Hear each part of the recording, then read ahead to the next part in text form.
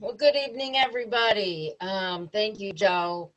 I'm Deana Fisher. I am the Chief Operations Officer at St. Louis Center for the last 4 years.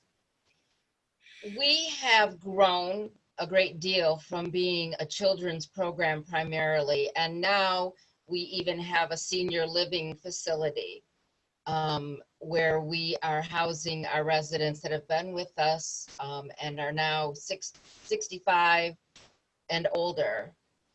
One of the things we know about folks with Down syndrome is that they experience Alzheimer's at a much younger rate than the general society. Folks with Down syndrome and other forms of developmental disabilities will start experiencing symptoms of Alzheimer's as young as 40. So we started recognizing that we were going to have to change our practice in order to be able to provide care for our residents throughout their lifespan. So about 2 years ago, we got a grant from the Michigan Health Endowment Fund to implement Montessori Inspired Living culture within St. Louis Center. Now, Montessori Inspired Living was a concept developed by the Center for Applied Research in Dementia, or CARD, by Dr. Cameron Camp and Vince Antonucci. Dr. Camp believed that the concepts of choice and dignity, which are present in the teachings of Maria Montessori in her work with children, could also be applied to work with individuals with dementia.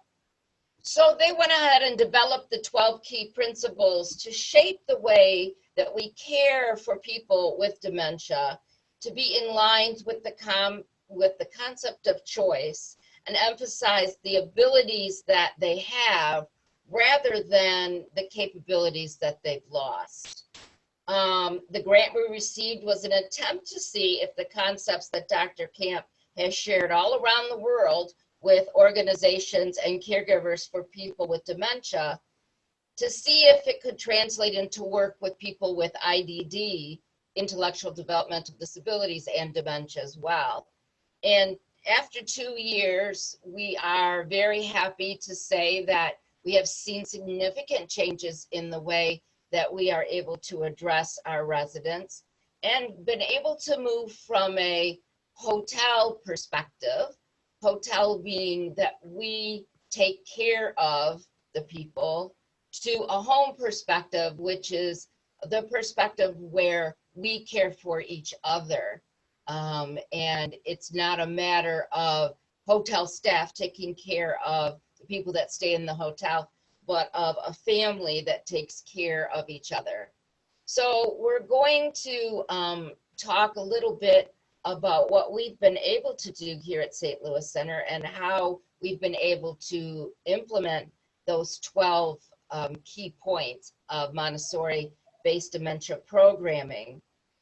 In order to be completely trained in this programming, we had to go to 16 hours worth of training with Dr. Camp. Dr. Camp has been on campus with us at least once a month for the first year and a half.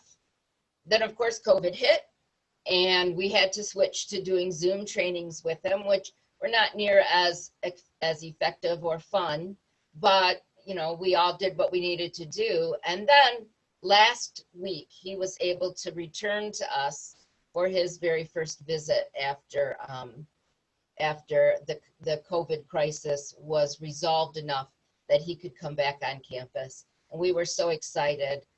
So I'm very excited to talk to you about what it is that we learned and what we've been able to now try and teach others about interacting with people with dementia. So we want to look at people with dementia as individuals that have lives, that have experiences, and can continue to have their abilities, their interests, and their preferences respected and encouraged. The idea of development of true community for residents with dementia, their families, and those who care for them, not that we are taking care of them, but we are with them, encouraging them to be able to do what they're capable of, and we also believe that people with dementia can continue to learn. Next slide, please. So we're looking at creating an environment that provides respect and dignity to all persons and implements truly person-centered approaches to care.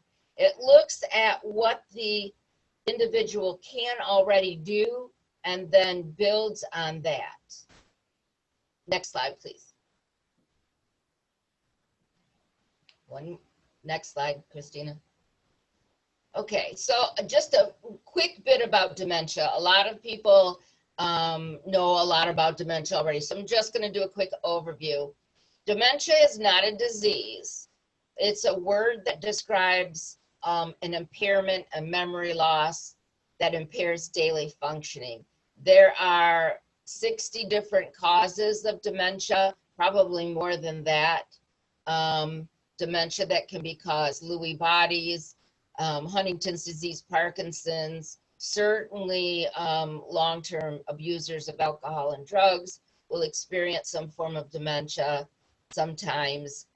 But the most prevalent form that we are most common is Alzheimer's disease. Next slide, please.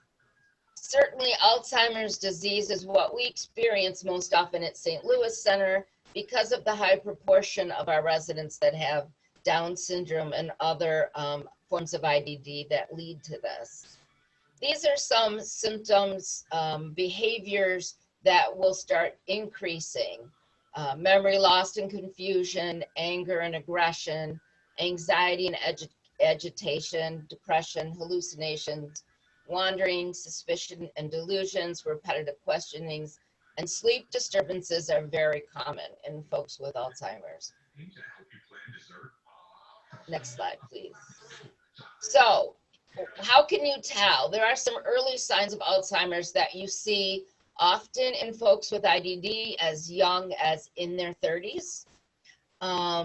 But also you can have early onset Alzheimer's that can start as early as your 40s. So the very first thing you often see is that they're not as outgoing, not as sociable, not as interested in the world around them, especially things that they used to enjoy. Inability to pay attention is very common. Of course, all of this is going to lead to sadness, fearfulness, anxiety, irritability, restlessness, seizures that begin in adulthood. Often you'll see changes in coordination and walking and increased noisiness or excitability. So they often will get louder. The interesting thing with walking is that depth perception becomes skewed, and so they cannot always see that they're walking in a shadow. They think they're stepping in a hole. So that can become an issue when you are engaging in activities with them. Next slide, please. So we're here to kind of talk a little bit about what we can do in terms of increasing community awareness, because even if you're not caring for somebody with dementia, the chances that you're going to run into them, the library, the grocery store, and just having the ability to know how to communicate in an effective way with somebody who is experiencing dementia is important. So we're going to start talking first about dementia-friendly communication. And one of the things, of course, we know you smile and you make eye contact, introduce yourself. If you're in a public place and you have an ID, it's important to show IDs. Dr. Camp would love us all to have IDs here that we wear all the time, because it takes the burden off of the person with dementia to try and remember your name every time they see you. The other thing with IDs that, you know, we have IDs here at St. Louis Center, and they're about, oh, yay big. A person with dementia would never be able to read that. So you have to also recognize whether a name badge that you have is something big enough. It doesn't have to have your whole name on it, It can just have a great big Sue on you so that they can address you by your name without squinting at your chest for a long period of time. Oh, this is the other thing that's going to happen. My lights are going to go off every 10 minutes, and I have to do this to turn them back on. So this is my professional office. All right, let one person talk at a time. And here is one of my personal favorites that Dr. Camp taught us. And that is to never say, can you? Can you set the table? Can you go get me, can you go get your shoes? Because can you is a capability word. When you say to somebody, can you, you're actually asking them if they're capable of doing it. When you say, would you, then you are assuming that they are capable. And so it gives them the opportunity to say yes or no. Now, those of us that have had teenagers know that if you say, can you set the table, they'll say yes and then smile because they're not getting up to set the table because they know they can't set the table, but you didn't ask them that. You asked them if they could, and they don't want to, but they can. So it's really important that we watch our language with folks with dementia so that we're really clear on what it is we would like them to do. We do not want to ask them, can they put their shoes on? Because it sounds like you are worried that they can't really put their shoes on. So you would say, would you put your shoes on? And that gives them a better acceptance into, yes, I will put them on, or no, I won't. It's my choice. Next slide, please. This is just a reminder that if you do have any questions, please type them into the chat box. I expect we'll have time at the end to talk about it. So the top message of engagement to help you remember how to have conversations with folks with dementia. First of all, some of us naturally talk very quickly. And so we have to really make sure that we slow it down when we are having conversations with people. The questions we ask need to be simple questions. One sentence questions. You're not going to say, can you go get your shoes and your coat, wash your hands, and go stand in line to get your medication. It's too many questions, too many demands at the same time. One demand at a time is best. Of course, you're going to keep eye contact. Limit reality checks. One of the more controversial areas in the field of dementia is how much you really need to keep your loved ones tethered to reality. And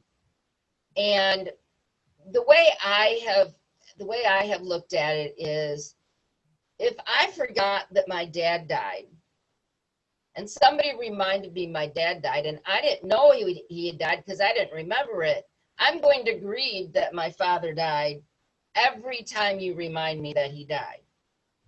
So it's very difficult for folks who are losing their memory to constantly be reminded of things. So I always ask myself, is it important that they get this right?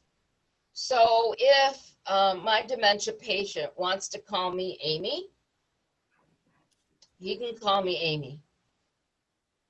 I don't know who Amy is. Could have been his mom, could have been his sister, but I will gladly be Amy that day because I'm not going to stress him out more by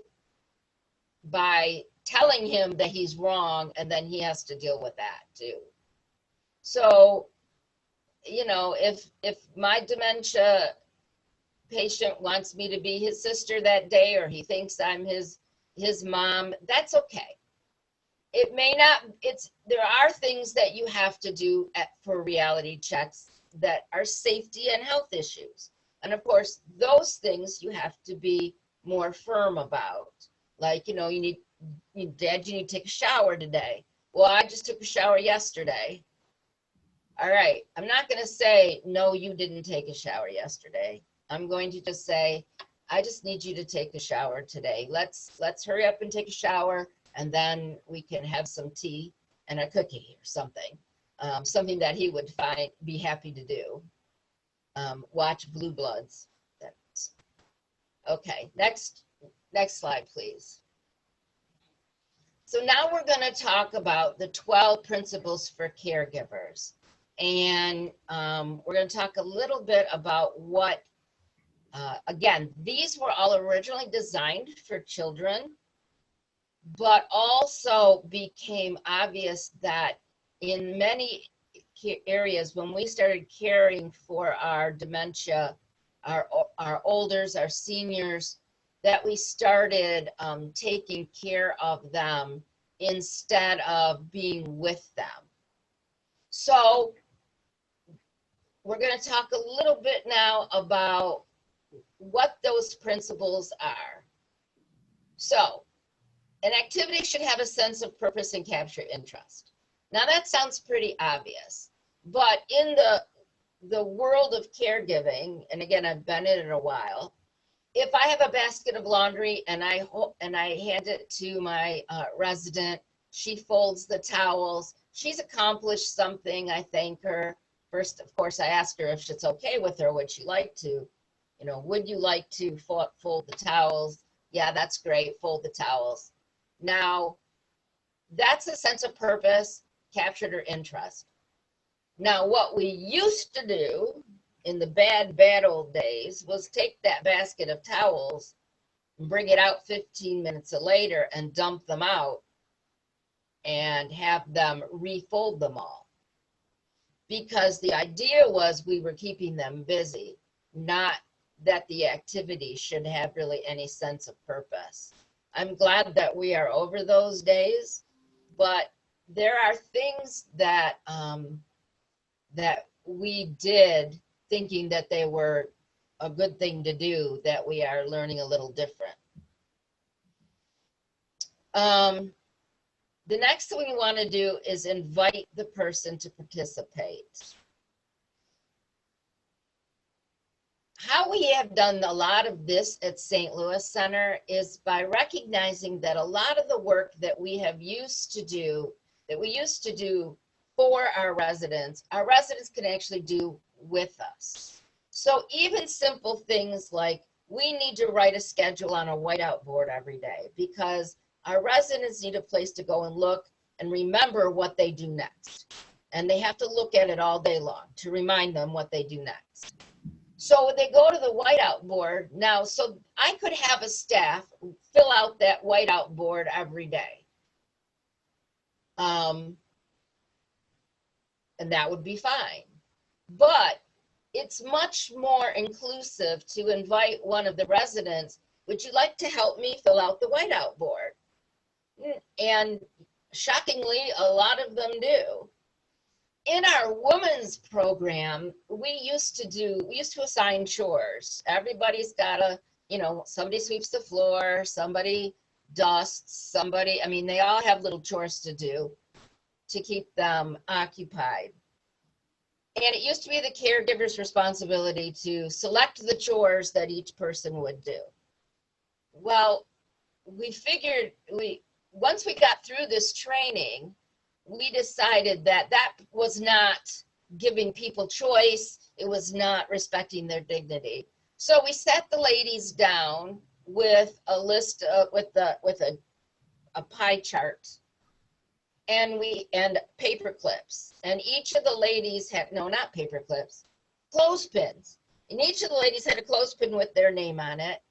And we had a picture of the chore as well as the words for those who were having trouble reading.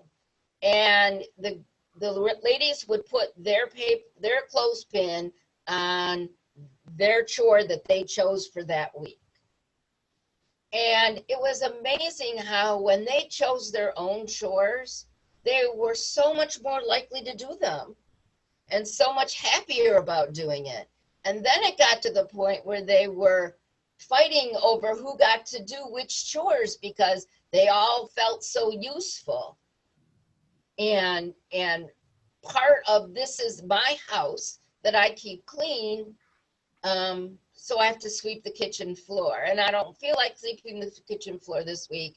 This week I would rather wipe the counters down. It has been so it's been such a success in the women's home, and just keeping the house, not that we still don't have to have housekeepers come in, but just giving them this sense of purpose. And that has been so much more important during the pandemic when these guys couldn't go anywhere. I mean, our seniors were really locked down. And so making them feel like they had a purpose and a role within their residential facility was vital to keeping them from feeling like they were just sitting around watching TV. And it kept them moving forward, because a lot of our seniors, they worked. They went to work programs. They were not used to sitting around all day. So it became very difficult for them. So we came up with activities that gave them a sense of purpose. One of the things that they liked to do was write cards to the kids. We invited them to do more. This next slide, talk less, demonstrate more. Hamilton says that. That's my favorite thing, talk less, smile more. I should have taken that up younger. Was not successful. Okay, so what Dr. Camp says is that you need to demonstrate what it is you want them to do. That talking instructions will not work as well as showing them what you want. Physical skills. Recognize that as your loved ones start to lose physical abilities, they don't lose them all at once. And so there are still things that they can do. If they can't walk, can they still peel a potato? If their hands can't do arthritis, because of arthritis, they can't do a movement where they would ball up their hand, can they arrange flowers in the vase? Focusing on what skills the person still has, and finding activities that are meaningful and match that are so important. So even if you, if the person is able to pour sand through a funnel into a bottle to make those vases that you can then stick artificial flowers in, and then those can go to a hospice patient or somebody in the hospital. It's something they can do with with very low physical skills, and still helps them feel like they're useful in the community. Of course, slowing down is hard for everybody. I would say probably one of the advantages of the pandemic has been that a lot of us have had to slow down and learn to take our time when we are engaging activities. There isn't any rush. When you're with your folks with dementia and when you're their caregivers, you have to slow down and match their speed. It's okay if it takes a little longer to take a shower because the person has become uncomfortable with the water hitting them. So for some people, standing in the shower is uncomfortable, but if you don't have the ability to give them a bath, then there are things that you can do with putting towels over their bodies in order to make the water hit it at a much less rate. And that can make them more comfortable. So really to focus on what the person needs to help them to slow down, to focus on what they can do, and just to demonstrate what it is you'd like them to do first. Okay, next slide.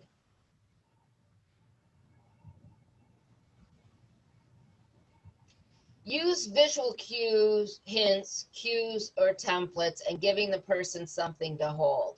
So this was something that we found very useful. We have a lot of residents that go home every other weekend, as an example. Long after your the neurons in your brain have stopped functioning as well as they used to, you will still have muscle memory. Now, we all have muscle memory on various things. That's how come you can drive to work sometimes and you don't remember how you got there, because your body was on automatic pilot. You know, I know people that were dancers as children that still automatically stand like a ballerina when they are in public. So we all have muscle memory, and what we need to do is to build the muscle memory in our folks with dementia. So we have residents that go home every other weekend, and as most of you who have experience with people with dementia know, they can't remember what it was you told them. So they know it's Friday, mom comes on Friday, mom comes on Friday. So then what you're going to do all day is get, what time is mom coming? What time is mom coming? What time is mom coming?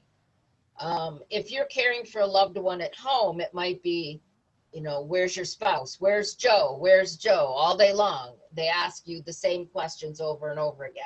It can drive us nuts. So what we've done is we've gotten our young men that ask the same question over and over again, have index cards, and we keep them in their pockets. And so what we've done is taught them that, so you put it in the pocket, and then the first 15 times you say, Brian, check your pocket. Checks the pocket, pulls out the index card, it says 6 o'clock. What time is mom coming? 6 o'clock. You put it back in your pocket. Then the next time, what time is mom coming? Brian, check your pocket. 6 o'clock, right. Mom's coming at 6 o'clock. Now, after a while, his hand will, when he says, what time it's mom coming, he will automatically reach for that card and say 6 o'clock and then put it back in. The anxiety he's experiencing because he's having to wait has a template or a cue on that card so that he can resolve his own anxiety without us doing it.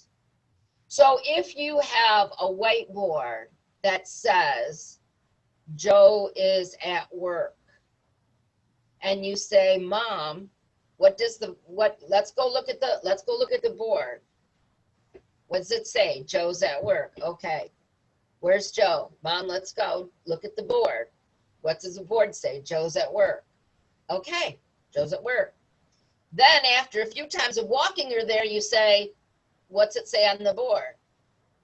Eventually, her body will walk her right to the whiteout board and say, it's that's where I go to check when I start feeling anxious because I don't know where Joe is. Giving a person something to hold and fiddle with engages other parts of their brain. Doing that then allows them to concentrate and focus better. I don't know why that works. I'm sure a neurobiologist can tell me, but I have experienced this myself with, giving a resident here a book, hold the book. Now let's talk about what's going on with you. Always, of course, go from simple tasks to more complex. We're going to start off easily. Okay, next slide. Break down a task into steps. If you want to get out the door, by 10 o'clock, then you have to start with getting clothes on first. Then maybe you're going to have your cup of tea. Then you're going to put your shoes on. Then you're going to get into the car.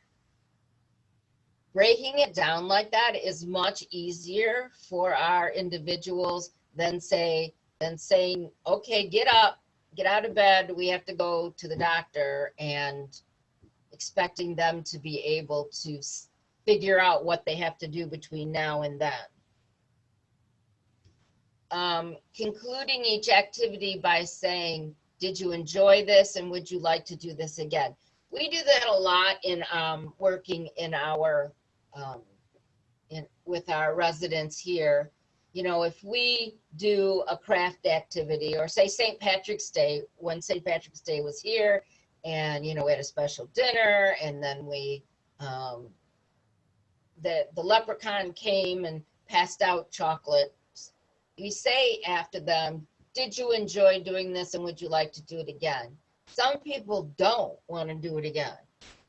So we have to honor that by saying the next time we're going to try something different.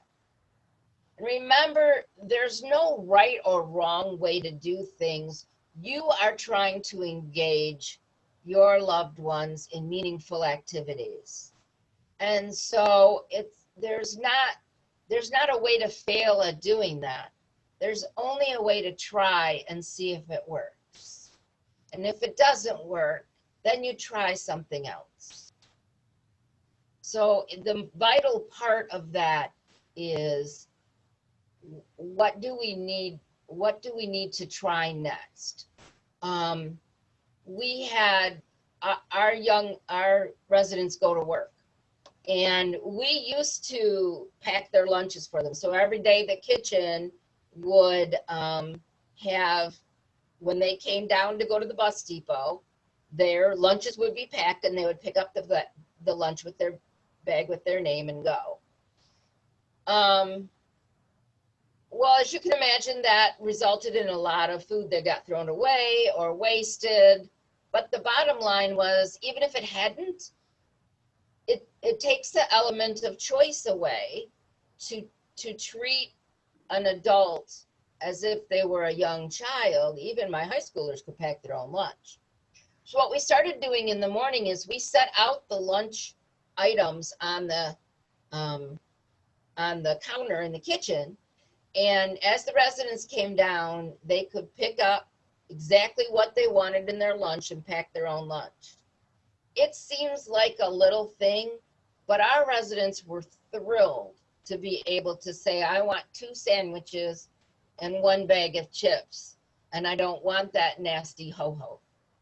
So they were really quite happy about that. So we have had to change a lot of the ways that we did things, because we were doing what we thought was quick, easy, and we're taking care of them. Now it's less about taking care of them and more about engaging with them so that their lives are as enjoyable as possible. Our residents formed an action club. They've had an action club for a while, but it really didn't do much. But we decided that they needed to decide what they wanted to do. So our action club, we asked them, what activities would you like to do? So now we have a recycling program. We never had a recycling program before because there was nobody to be in charge of recycling program.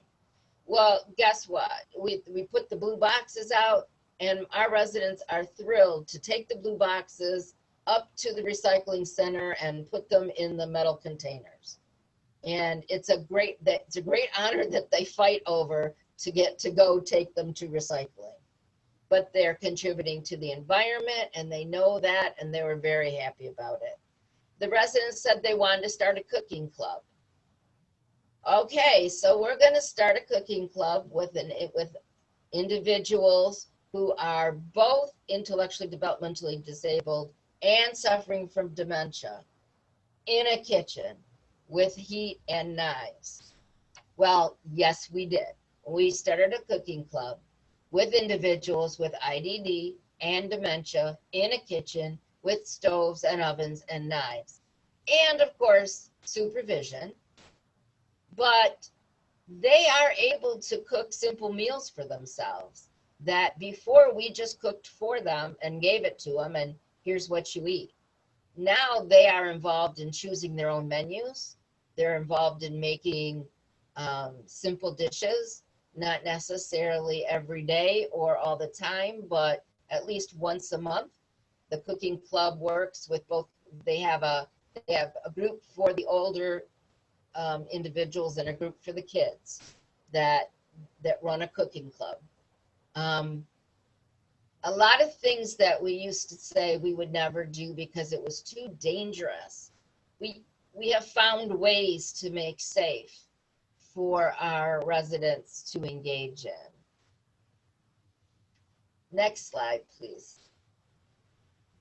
So, not only as caregivers, but when you're out there in the community, especially if you are looking for activities for your loved ones to do, we always need to look at the organizations and talk about what opportunity do they have for control and choice.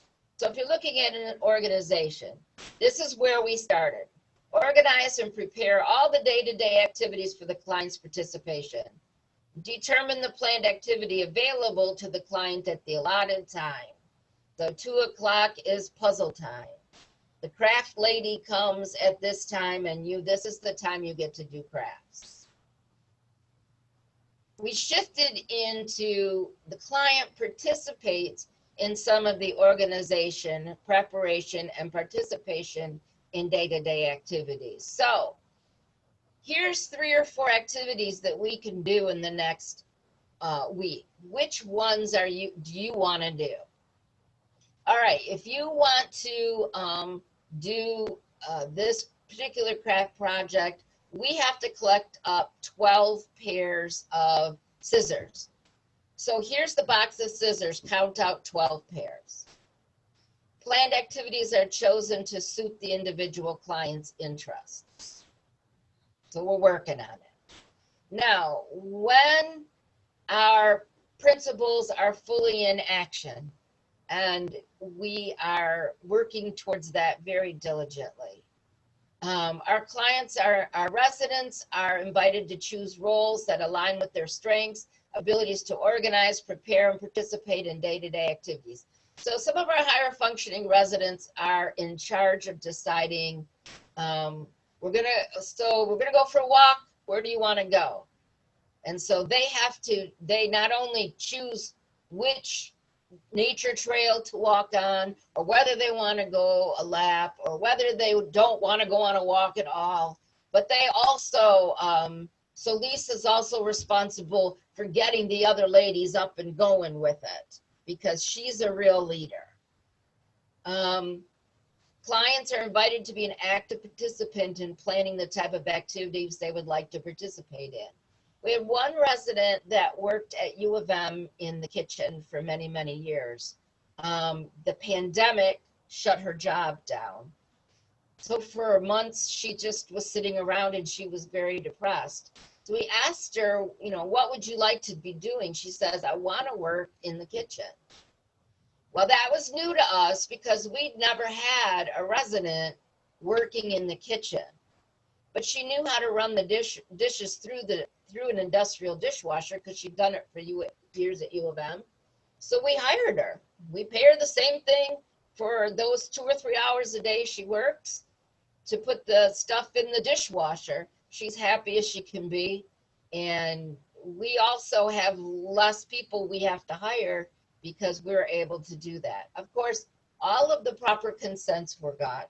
Her brother, who is her guardian, actually she's her own guardian, but her brother who helps her is absolutely thrilled. She's thrilled, she's excited, and we can do it in a way that's safe and still makes her know that she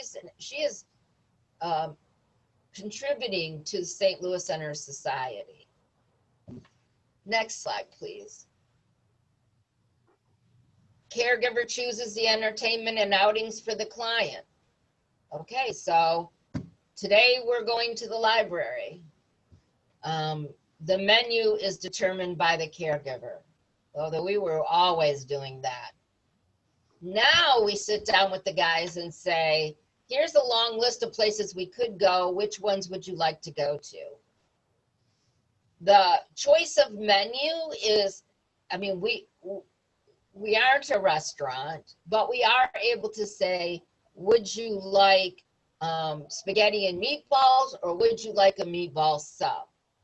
So then we ran into problems that they would forget what, they would forget what they ordered from the time they ordered it until it got on their plate. So then we had to come up with a way of putting the menus on the wall and putting the paper clip with their name on it on the menu, so that they would always be able to go look and see what it was that they ordered. It doesn't always work, but it does a lot of the time. The resident chooses and organizes the entertainment and outings and is consulted in the development of the menu. We actually were able to do that. We did a survey of all of the residents and asked what their favorite foods are that we could serve. And we got a lot of, this is Susie's. And so now we have like Susie's favorite dish. We're having this today and it's Susie's favorite dish. And the next day it's Jerome's favorite dish, so that they know that they're being served something. Now, we were not able to do this with the children because all they want is pizza and chicken fingers. But we were able to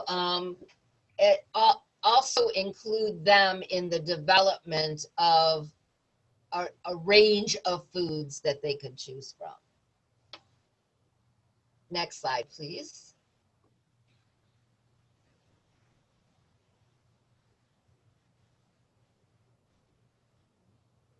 Christina, next slide.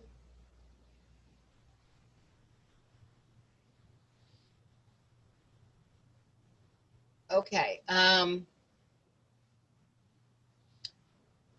Getting them involved in meals, getting them involved in community and interest groups. What do they want to do?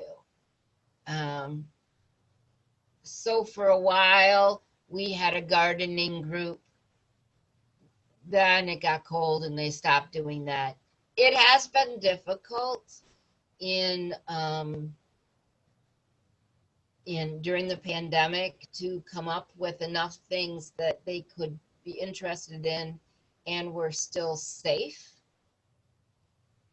But we are now all vaccinated. All the residents at St. Louis Center are vaccinated. Hallelujah. And all of the staff that we're interested in are vaccinated. So we are going to be able to start back out in the community very, very soon.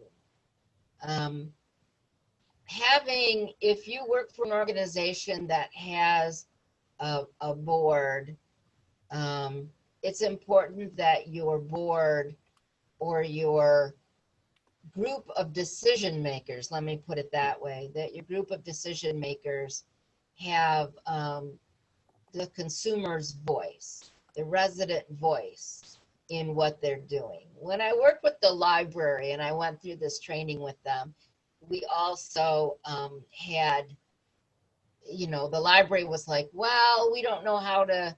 I said, well, don't you have a group that plans your activities? Yes. Do you have a parent or an adult with IDD on that group to consult about what activities you're going to do and whether that would be something that would be interesting? Well, no. Well, I mean, that's a way you can think about doing that. Okay, next slide.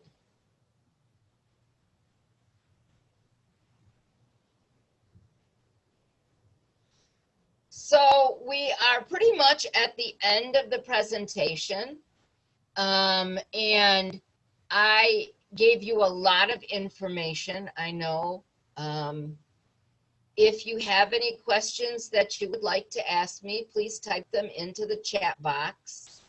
If you'd rather, well, no, if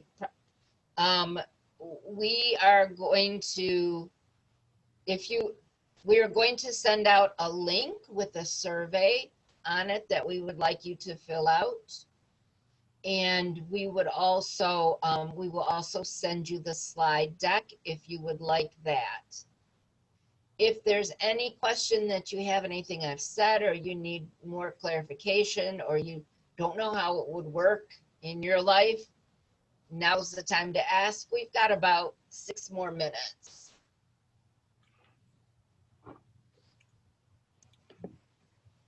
Joe, is there anything in there? No, we didn't have any questions other than a lot of praise for having all of our residents vaccinated now. So that was nice to hear. Actually, there's one question about how the staff have responded to the paradigm shift. You can't see that one, Joe, so that just popped up in mine. Oh, okay. So how have the staff responded? Okay, so read it again, Christina. How have the staff responded to this paradigm shift? You know, we included the staff in the training from the very beginning, and we chose staff that we thought would be more open-minded about it, to sort of be the leaders. We called them our Montessori champions. They got t-shirts. And so we made it a big deal that they were chosen for this. There's always reluctance to cultural change. However, once they started implementing some of the things and found out that it was less work if they had residents working alongside them rather than more work. I mean, the kitchen was really happy that they didn't have to pack those lunches every day. They just put the boxes out. And then, of course, they supervised to make sure somebody didn't just put in a bag full of chips and that was it. So, Deana, a couple other questions that came in. Do you have any sample activities that could be purposeful other than chores?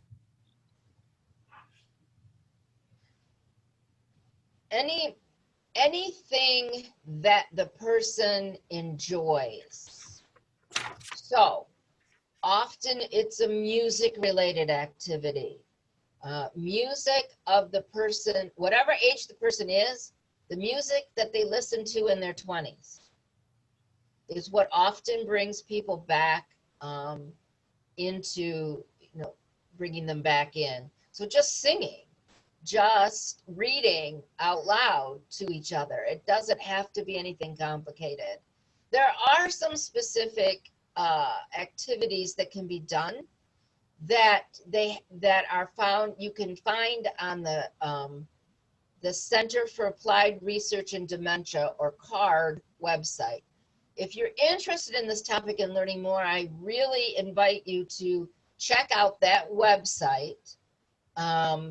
Because there are free trainings, there are activities, and there is a ton of resources for people that are experiencing friends with dementia. So that's the Center for Applied Research in Dementia, CARD.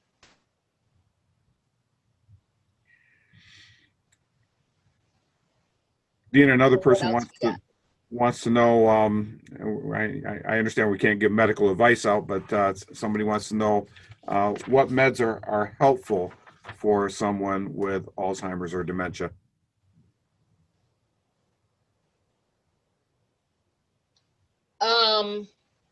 Well, I don't think that there are medications for Alzheimer's that are supposed to slow it down. There's a lot of controversy over whether they actually work. There are medications that you can get for symptoms, anti-anxiety medications, antidepressants that often are tried. There is not a specific medication regime that will help everyone. One thing I will tell you is that 80% of the senior citizens that end up in the emergency room because they've had behavior outbursts have urinary tract infections. 80%. So if your loved one is experiencing a sudden issue with acting out, being aggressive, being angry, chances are good there's something physical going on they can't tell you about. Okay. How do you get residents out of bed if they're not tired? If I get them out of bed if they're not tired, That's the question. I think that, Maybe, somebody's just being stubborn and doesn't want to get out of bed.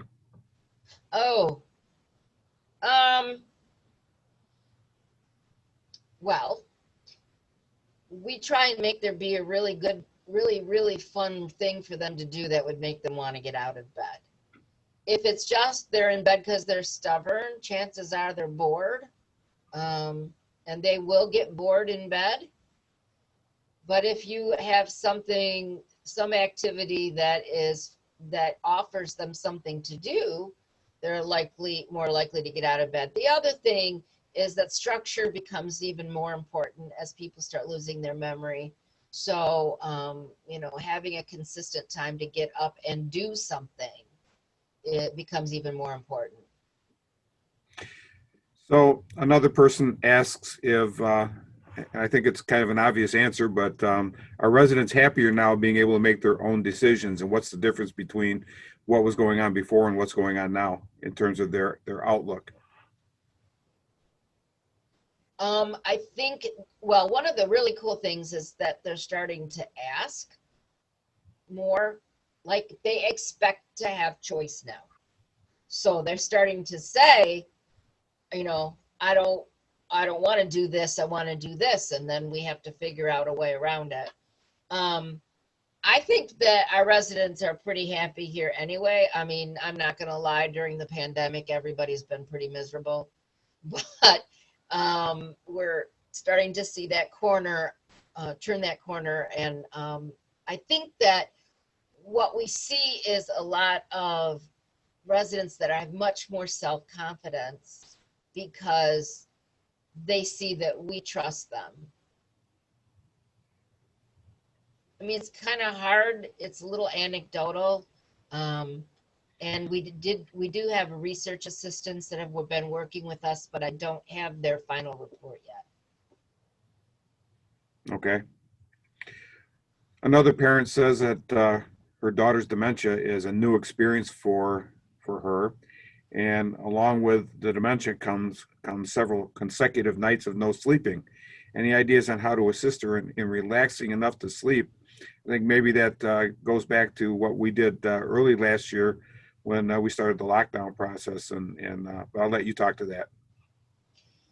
Yeah, well, again, a bedtime routine is very important because it's important for all of us. We all know we're not supposed to be on our phones in the bed and be expected to be able to sleep. Whether or not we follow that is a different rule, different thing. But, a hot shower, some relaxation time, weighted blankets are very helpful. That's what I was thinking about, was weighted blankets. Yeah, weighted blankets. We did a donation drive, I guess, for weighted blankets when the pandemic first started, so that all of particularly our children, but also some of our very, very anxious adults, and they found them to be very helpful with encouraging sleep.